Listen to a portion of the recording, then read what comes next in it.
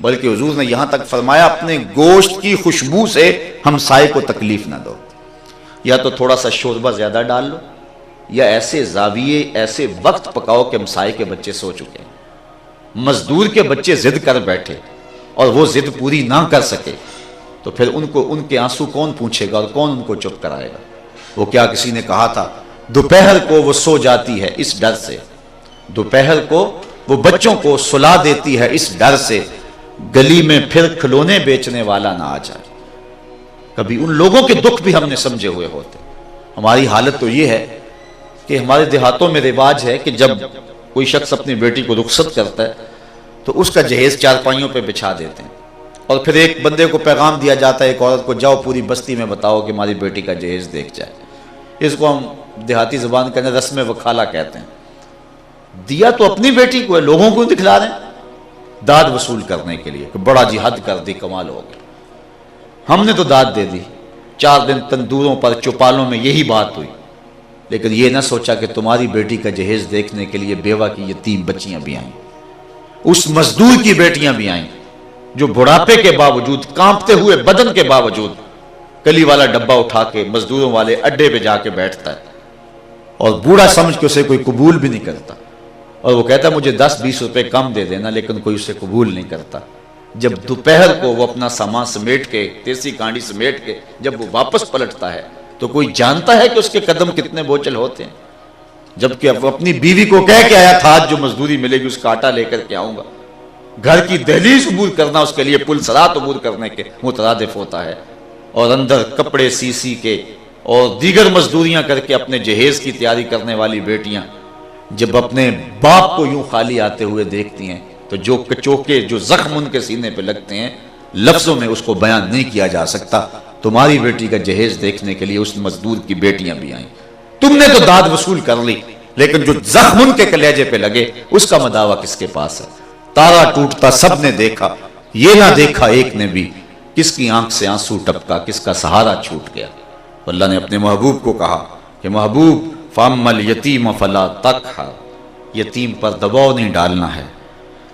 علامہ اقبال انجمن حمایت اسلام، یہ جو لاہور کا یتیم خانہ دارالشفقت، اس کے ایک سالانہ اجلاس کے اندر ایک نظم پڑھی تھی نالہ یتیم، اس میں یتیم کے دکھڑے بیان کرتے ہیں کہ جب چاند چڑھتا ہے عید کا تو سارے بچے چھتوں پہ چڑھ کے چاند دیکھتے ہیں، یتیم بچہ بھی چڑھتا ہے چھت پہ، اور جب واپس چاند نظر آتا ہے تو سارے اپنے ماں باپ کی باہوں میں جھولتے ہیں اور مبارکباد وصول کرتے ہیں، اور یتیم بچہ جب سیڑھیاں اترتا ہے تو اس کا استقبال کرنے والا کوئی نہیں ہوتا، اور پھر جو اس کی حالت ہوتی ہے اقبال نے وہ حد کر دی اس کے جذبات کی عکاسی کی، بات لمبی ہوگی، آخر میں وہ کہتا ہے یتیم تیرے دکھوں کا سہارا کوئی نہیں، آج تجھے میں رسول اللہ کی چوکھٹ پہ لے چلوں۔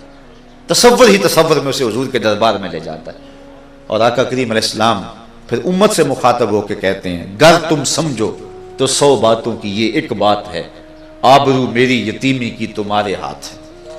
یہ لفظ کہہ کے حضرت اقبال نے چندے کی اپیل کی تھی، لوگوں نے اپنی جیبیں الٹ دی تھی، تو غریب کا یتیم کا سہارا آمنہ کا لال ہے، اور اللہ نے اپنے محبوب کے دل کو گداز اور نرم بنایا ہوا تھا، اتنا نرم کہ زخم کسی کو ہو نبی بے چین ہو جاتے۔ یار غزوہ بدر میں کافر خون کے پیاسے بن کے آئے تھے، لیکن 70 مارے گئے، 70 قید ہو گئے۔ حضرت بلال کہتے ہیں حضور مسجد کے سین میں کبھی دائیں کبھی بائیں جا رہے ہیں، میں نے کہا اللہ جو ہے وہ میرے ماں باپ آپ پہ قربان ہوں، کیا میں ماجرا ہے کہ آپ آرام نہیں فرما رہے؟ تو حضور نے فرمایا ان کی رسیاں سختی سے باندھ دی گئی ہیں، اس لیے مجھے نیند نہیں آ رہی۔ حضرت بلال نے اور صحابہ نے جو آگے ہو کر کے وہ قیدیوں کی رسیوں کو ڈھیلا کیا، پھر حضور علیہ السلام جو ہے وہ راحت فرمائی۔ جو کافروں کے لیے اتنے شفیق اور نرم دل ہیں تو وہ اپنوں کے لیے کتنے شفیق ہوں گے اور کتنے نرم دل ہوں گے۔ امام رازی نے لکھا ہے کہ حضور کی رقاقت قلبی کا عالم یہ ہے لو تدخل شوکۃ فی رجل احدکم لوجدت علمھا، فرمایا اے صحابہ تمہارے پاؤں میں کانٹا بھی چبھے تو اس کی تکلیف مجھے ہوتی۔ اور اللہ نے قرآن مجید میں حضور کے اس مزاج کو بیان کیا، عزیز علیہ ما عنتم، تمہارا مشقت میں پڑنا اس پہ گراں گزرتا ہے، تم مصیبت میں پڑو تو نبی بے چین ہو جاتا ہے۔ اللہ تعالیٰ جل شانہ اپنی رحمت نازل فرمائے، حضور کا پیار اس امت کو جو نصیب ہوا ہے، یہ ایک دن کا محفل میلاد کے پتہ نہیں کیا ہو گیا امت میں، یہ کیوں اختلاف ہے، میں سمجھ نہیں رہا کیوں اختلاف ہے۔ میں تو کہتا ہوں ساری زندگی بھی محفل میلاد میں گزار دی جائے پھر بھی حق شکر ادا نہ ہو۔ حضور نے اتنا پیار کیا ہمارے پاس، اللہ کی قسم ہمارے بدن پہ اتنے بال نہیں ہیں جتنے رسول اللہ کے احسانات ہیں، اتنا کرم اور اتنا فضل اور اتنا لحاظ رکھا، اور آج دنیا پہ جو اتنا خیال رکھتے ہیں کل قیامت کے دن کتنا خیال رکھیں۔ کہا فَأَمَّا الْيَتِيمَ فَلَا تَقْهَرْ، یتیم پہ دباؤ نہ ڈالو، وَأَمَّا السَّائِلَ فَلَا تَنْهَرْ، اور سائل کو جھڑکو نہ، وَأَمَّا بِنِعْمَتِ رَبِّكَ فَحَدِّثْ، اور اپنے رب کی نعمت کا خوب چرچا کرو۔ اللہ نعمت دے، کرم نوازی فرمائے تو اس کا اظہار کرو، چرچا کرو، اس پر گفتگو کرو، اس پہ بات کرو، تشکر بجا لاؤ۔ حضور علیہ السلام اللہ کی من جملہ نعمتوں میں سے سب سے بڑی نعمت ہے، محمد نعمت اللہ، یہ امام بخاری کے لفظ ہیں، حضور اللہ کی نعمت ہیں۔ تو حضور کی آمد پر پھر اظہار مسرت، اظہار بشاشت، یہ اہل ایمان کا شیوا ہے، اہل ایمان کا طریقہ ہے اور اہل ایمان کا دستور ہے۔ حضرت حسان بن ثابت رضی اللہ تعالیٰ عنہ فرماتے ہیں من علینا ربنا ہم بعث فینا محمدا، اللہ نے احسان کیا کہ حضور عطا کر دی۔ میں نے کتب میں پڑھا ہے 12 نبیوں نے آرزو کی ہے کہ ہم حضور کی امت سے ہوں، ہم نے کوئی آرزو بھی نہیں کی تھی، سوئے تھے مقدر جاگ اٹھے، مؤذن نے کان میں آ کر کے جو ہے وہ مبارک دی، مبارک ہو تو آقا کا غلام بن کے آ رہا ہے۔ وہ کیا کسی نے کہا تھا شاہوں سے ملا ہے نہ توگر سے ملا ہے، اللہ کا عرفان اسی در سے ملا ہے، اوروں کو ملا ہے تو مقدر سے ملا ہے، مجھ کو تو مقدر بھی تیرے در سے ملا ہے۔ نبیوں نے تذکرے کی، ابن ساکر نے، اللہ اس شخص کا بھلا کرے، اصل ہم تو شہد کھا لیتے ہیں نا، ہمیں نہیں پتا کہ مکھی کہاں کہاں سے رس چوستی ہے۔ میں نے کتب میں پڑھا کہ جب مکھی چلتی ہے نا تو 1000 کلومیٹر تک یہ جاتی ہے، 1000 کلومیٹر اتنی گولی کی طرح جا رہی ہے، اور وہاں سے رس چوسا اور پھر آئی اور چھتے میں رکھا، پھر چلی گئی، اور ایک مکھی نہیں ہزاروں مکھیاں، اور پھر جا کے شہد کشید ہوتا ہے۔ ہمیں تو آرام کے ساتھ مل جاتا ہے، لیکن یہ کتنے لاکھوں کلومیٹر کے سفر کا نتیجہ۔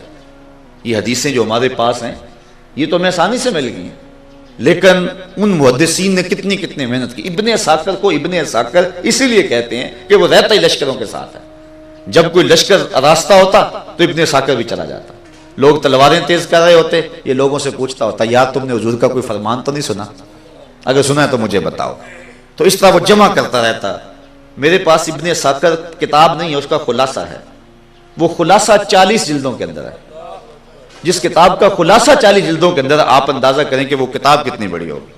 تو اس میں یہ روایت نقل کی ہے جو ہے وہ ابن ساکر نے، اللہ بھلا کرے کہاں کہاں سے شہد نہ چوڑا اور کہاں کہاں سے رس چوسا، اور آج ہمارے منہ جو مٹھے ہیں اور ہمارے دماغ جو معطر ہے اور حضور کی حدیث کا نور ہمارے تک پہنچا ہے، یہ محدثین کی محنت ہے۔ انہوں نے ہزاروں میل سفر کیا اور دقتیں سید پوری زندگی گزار دی۔ کسی محدث سے کسی نے پوچھا نا کہ زندگی کی سب سے بڑی آرزو، ہم تو کہتے ہیں عالی نصب کوٹھی ہو، لمبی لمبی گاڑی ہو، خوبصورت عورت کا پہلو ہو، ہماری آرزویں تو اس طرح کی ہیں نا، لیکن اس سے پوچھا گیا کوئی زندگی کی سب سے بڑی آرزو، کہنے لگا سند عالی و مکان خالی۔ میری آرزو یہ ہے کہ اونچی سند مل جائے جس میں راوی تھوڑے ہوں اور مکان خالی ہو، کوئی مداخلت نہ کرے، اور میں ایسی سندیں ڈھونڈ ڈھونڈ کے حضور کی حدیث سے جمع کرتا رہا۔ تو ابن ساکر نے یہ روایت جو ہے وہ نقل کی ہے کہ حضرت موسیٰ علیہ السلام پر جب الواح تورات کا نزول ہوا تو انہوں نے الواح تورات کو پڑھا تو اس امت کا تذکرہ پڑھا، امت مصطفیہ کا، اور اللہ کی بارگاہ میں عرض گزار ہوئے مالک ایک امت کا تذکرہ پڑھا ہے، اللہم انی اجد فی الالواح امتاً ہم السابقون الاولون، جو آئے گی بعد میں لیکن فضل و شرف کے اعتبار سے پہلے نمبر پہ ہو، وہ امت میری امت کرتے ہیں۔ یہ دیکھیے نا، جو لوگ پیچھے بیٹھے ہوئے جب اٹھ کے جائیں گے کھانے کی باری آئے گی تو سب سے آگے یہی ہوں گے۔ وہ جب ڈرل کروا دیتے نا فوجی بھی، تو جب کہتے ہیں باؤٹ ٹرن، واپس پلٹو، تو جو پیچھے والے ہوتے ہیں انہی قدموں پہ پلٹتے ہیں، وہ سب سے آگے والے ہوتے ہیں۔ اللہ نے جب امتوں کو بھیجا تو امت مصطفیٰ سب سے پیچھے تھی، اور کل قیامت کے دن جب جنت کے دروازے کھول کے باؤٹ ٹرن کہا جائے گا، سب سے آگے امت مصطفیٰ ہوگی۔ ہم السابقون الاولون، مالک وہ امت میری امت کر دے۔ قال تلک امت احمد، کہا یہ تو میرے پیارے احمد کی امت ہے۔ اچھا لمبے سوال ہیں، اللہم انی اجد فی الالواح امتاً اناجیلہم فی صدورہم یقرؤونہا ظاہرا، ایک ایسی امت کا تذکرہ پڑھا، ان کی کتابیں سینے میں ہوں گی، بے دیکھ کے پڑھیں گے۔ پچھلی امت میں کتاب اللہ کا حافظ صرف نبی ہوتا تھا، یہاں 7 سال کا بچہ بھی پورا قرآن سینے میں محفوظ رکھتا ہے۔ کہا مالک وہ امت میری امت بنا دے، کہا یہ تو میرے پیارے احمد کی امت ہے۔ پھر کہا ایسی امت کا تذکرہ پڑھا، یجعلون الصدقۃ فی بطونہم، جو صدقے کا مال خود کھائیں گے ثواب بھی خود کمائیں گے۔ پچھلی امت ہے تو پھینک دیتی، بجلی اچکتی. ہم خود ذبح کریں، خود کھال و دیڑے، کھال بھی اپنے کام میں، گوشت بھی خود کھائیں، ثواب بھی خود کمائیں. یہ عجیب ماجرا ہے کہ بروز عید قرباں وہی ذبح بھی کرے ہے، وہی لے ثواب الٹا. کہا مالک وہ امت میری امت بنا دے. قال تلک امت احمد، کہا یہ میرے پیارے احمد کی امت. پھر سوال کیا اللہ ایک ایسی امت کا تذکرہ پڑا ہے یاکلون الفیع، جو مال فیع بھی کھائے گی. پچھلی امتوں کے لیے مال غنیمت تو جائز تھا، لیکن جس میں لڑائی نہیں ہوئی مال فیع جائز نہیں تھا. اس امت کے لیے وہ بھی جائز ہے جس طرح باغ فدق تھا. کہا مالک وہ امت میری امت کر دے. کہا یہ تو میرے پیارے کی امت ہے. پھر کہا ایک ایسی امت کا تذکرہ بھی پڑا اذا ہم احدهم بسیئۃ فلم یعملها ما کتبت له وان عملها کتبت له سیئۃ واحدۃ فجعلها امتی. قال تلک امت احمد. کہا ایک ایسی امت کا تذکرہ پڑا اگر گناہ کی نیت کرتے ہیں گناہ نہیں لکھا جاتا، کرتے ہیں ایک تو ایک ہی لکھا جاتا ہے، اور وہ بھی توبہ کریں تو مٹا دیا جاتا. وہ امت میری امت کرتے. کہا یہ بھی پیارے کی امت ہے. پھر سوال کیا اللہم انی اجد فی الالواح امتا اذا ہم احدهم بحسنۃ فلم یعملها کتبت له وان عملها کتبت له عشر حسنات فجعلهم امتی. مالک وہ امت میری امت کر دے. نیکی کی نیت کرے گی، نیکی کی نہیں لکھ دی جائے گی. قیامت کے دن ایک شخص نامہ اعمال کھولے گا، حج لکھا ہوگا. عرض کرے گا مالک میں نے تو حج کیا ہی نہیں. ارشاد ہوگا نہیں کیا ہم پتہ ہے، لیکن جب حاجیوں کے قافلے جاتے تھے تیرا دل تو تڑپتا تھا نا، ہم نے اس تڑپ کی وجہ سے تیرے نامہ اعمال میں حج لکھ دی. اور ایک اور سادی سی بات بتانا چاہتا ہوں، بدر کے شرکاء کی تعداد کتنی ہے بھلا؟ 313. لیکن پڑھیں آپ تاریخ، 313 لڑائی میں شامل نہیں ہوئے، 305 لڑے ہیں، 8 لوگ نہیں گئے. حضرت علی ہیں، حضرت ابو لبابہ ہیں، دیگر صحابہ ہیں، حضرت عثمان ہیں، حضرت ابو لبابہ اور دیگر صحابہ ہیں، نہیں گئے جنگ میں. لیکن جب مال غنیمت بٹا تو ان کو برابر کا حصہ دیا گیا. کیوں؟ اس لیے کہ گھر سے عزم کر کے چلے تھے. مومن نیت کرتا ہے تو نامہ اعمال میں نیکی لکھ دی جاتی. وَإِنْ عَمِلَهَا کتبت له عشر حسنات. اور اگر عمل کرتا ہے کہ لکھی 10 جاتی. آپ جانتے ہیں نمازیں تو 50 ہمارے اوپر لازم ہوئی تھی، لیکن حضرت موسیٰ نے کہا کہ میں بنی اسرائیل کا تجربہ رکھتا ہوں، یہ 50 نہیں پڑھ پائیں گے. پھر گئے 5 معاف ہوتی تھی، بالآخر 5 رہ گئی. تو حضرت موسیٰ نے تو عرض کی کہ ایک بار اور جائیے. کہا مجھے رب سے شرم آتی ہے، یعنی امت سے توقع وابستہ کی ہے، اتنی نکمی تو نہیں ہے کہ 5 بھی نہیں پڑھے گی. اللہ اکبر. اب اللہ کا وعدہ لا تبدیل لکلمات اللہ، اس کی باتیں بدلتی نہیں. یہاں 9 مرتبہ بدلی ہے کہ نہیں بدلی؟ تو پھر کیا جواب ہوگا اس کا؟